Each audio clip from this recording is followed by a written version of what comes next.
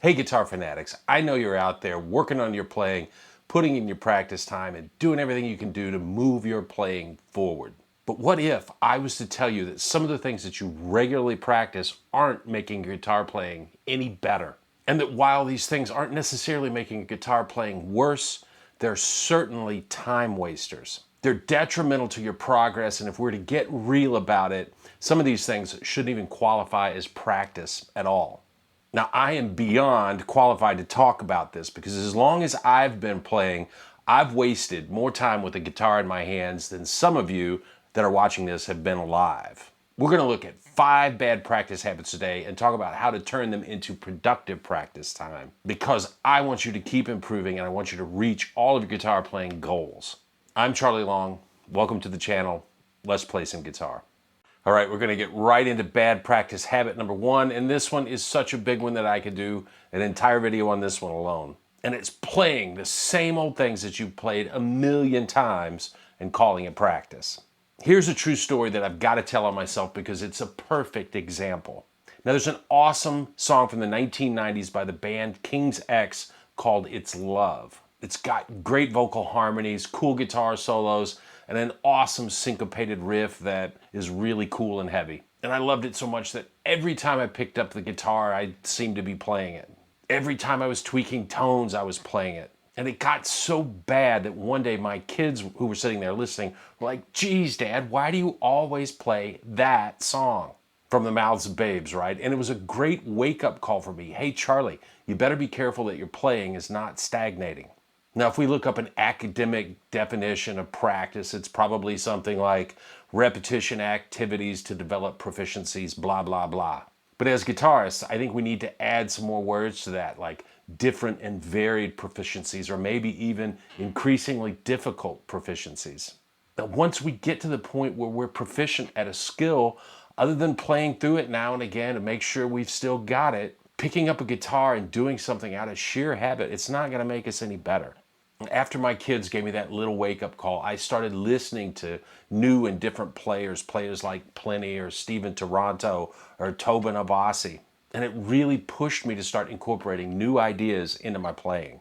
Now that King's X riff went like this.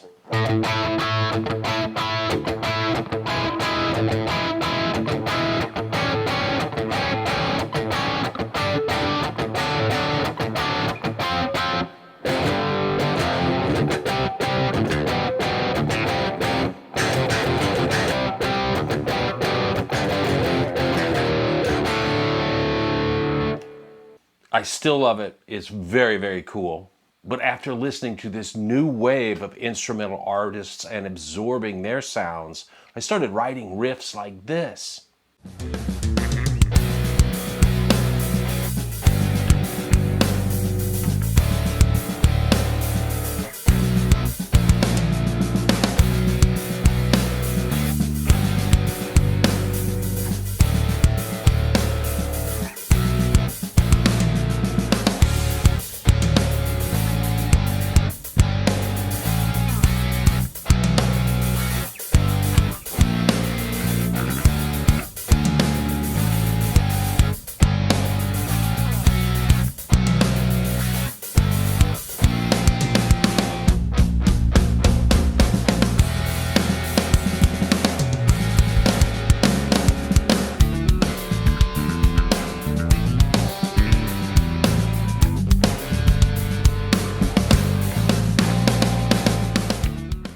For me, that's fresh. It's heavier. The voicings are more complex.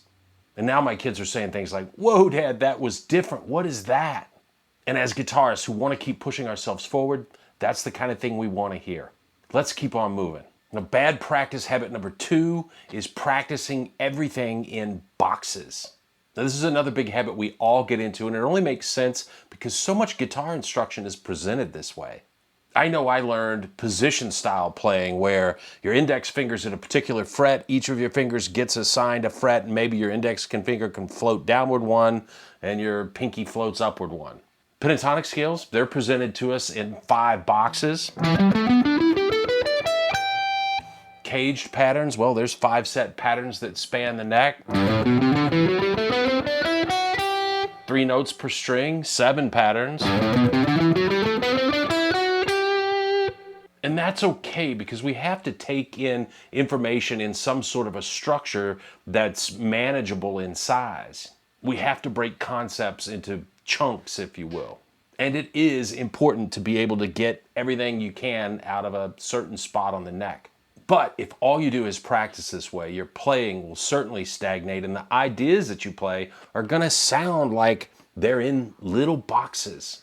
Make sure in your practice that you're not just practicing concepts that move across the neck vertically. Make sure that you're practicing things that move up and down the neck horizontally. Here's a few ideas to get you playing this way. For instance, we can practice pentatonic scale ideas on just one string. You would hear Jimi Hendrix, Stevie Ray Vaughan, and in today's world, Andy Timmons plays a lot of these kind of ideas.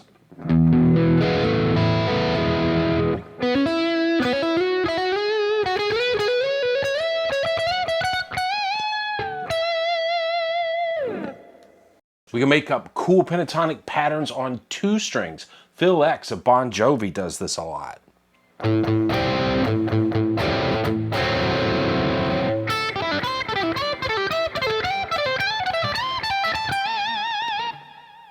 We can play diagonal pentatonic patterns and cover lots of ground on the neck.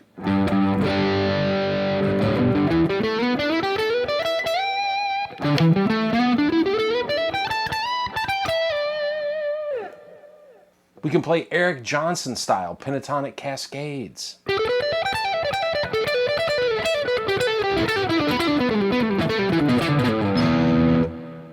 We could use major scale patterns that incorporate little slides to shift positions all the way up and down the neck, like this G major pattern.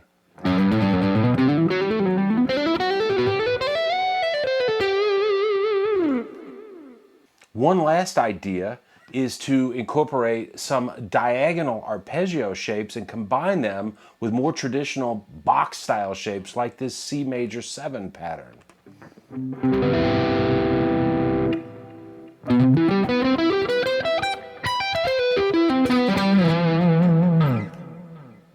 Now, bad practice habit number 3 is practicing our techniques in isolation.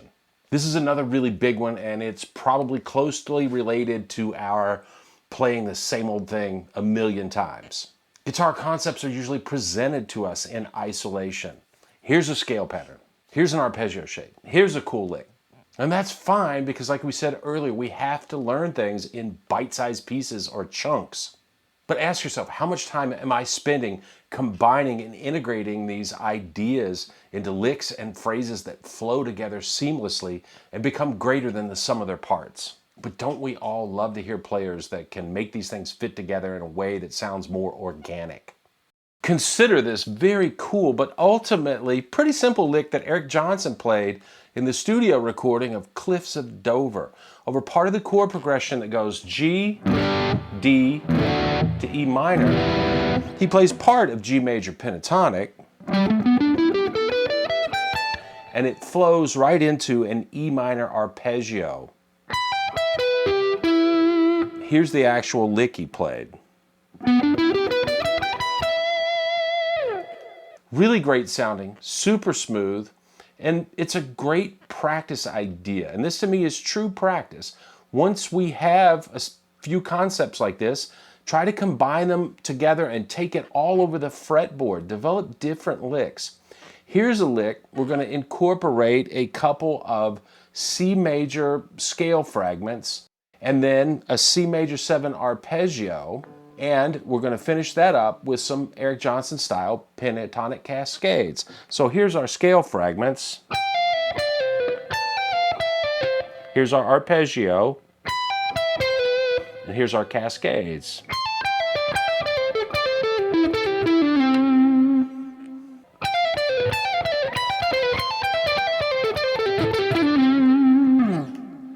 Something that's really great about practicing like this and combining these ideas. Using these different techniques, it makes us organically incorporate different rhythmic figures. Practicing like this also makes practice more fun. Grinding through practice sometimes feels like digging a ditch or something.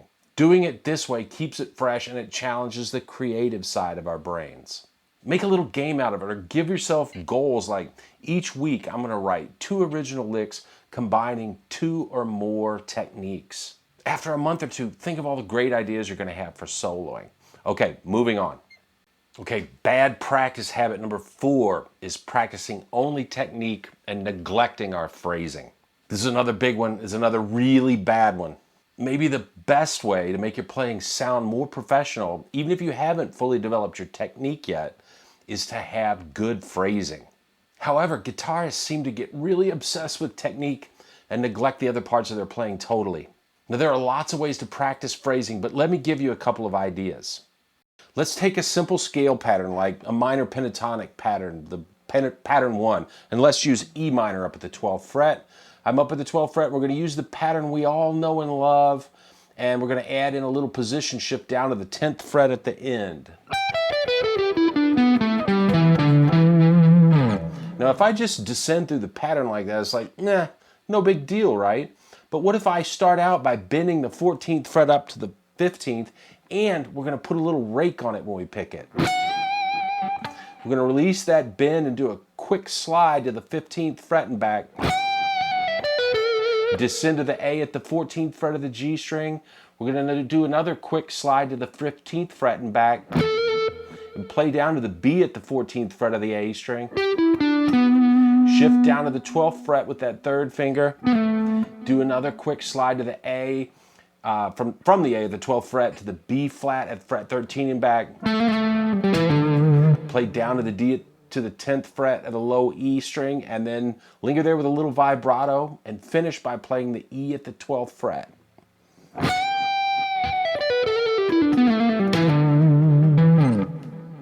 And now we've got a great sounding, slippery, slidey pentatonic lick. And it sounds so much better than just running the scale. Those phrasing elements immediately change the sound from clinical to really soulful. Here's another one. Let's take a major scale pattern, and every time we come to a half step interval, we're going to add either a quick little slide up and back, or we're going to put in a half step bend. Let's do G major. On the low E, there's a little half step slide we can do with our pinky at frets 8 and 9, and then we're going to retrace the notes on that string. We're going to play up to the G at the 5th fret of the D string. And then we're going to go back to the F sharp at fret 4, bend it up a half step and release it. That's a Jeff Beck kind of a thing. And we're going to do the same thing with the B and C at frets 4 and 5 of the G string. We're going to keep on playing through the pattern up to the G at the 8th fret of our B string. And we do a little slide from F sharp. We're going to go up to the B and C at frets 7 and 8 on the high E. We do that same little slide. We're going to work through the whole scale, put all those ideas together. This is what it sounds like.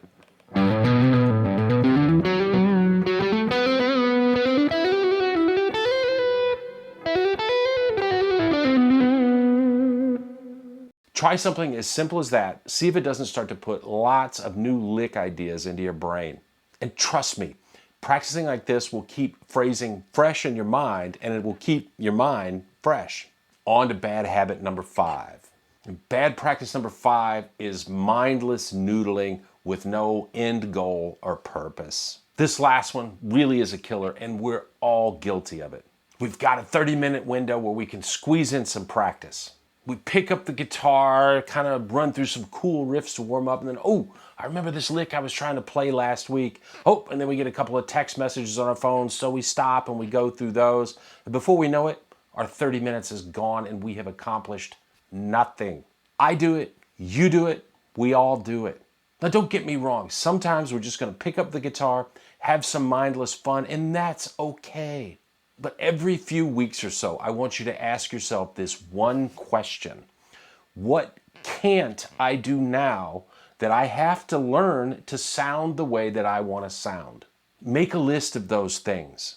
Another great way to identify issues is to improvise over a backing track. Try some different ideas.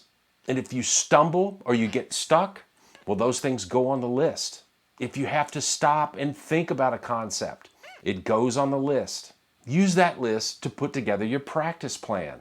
And make sure the majority of your practice time is spent honing the skills on that list so you can get yourself to where you want to be. It's going to be so important in helping you hold yourself accountable. And remember that no one, no matter how great a teacher or player they are, they don't know ultimately how you want to sound. So put that responsibility on yourself, and then you can get help from a teacher, or you can search targeted YouTube videos rather than just clicking through whatever comes into your feed. It's going to make your practicing exponentially more efficient and purposeful. Speaking of practicing, here's another great video on how to practice better. I know you're going to love it. I know it's going to be great for your playing. I'll see you soon.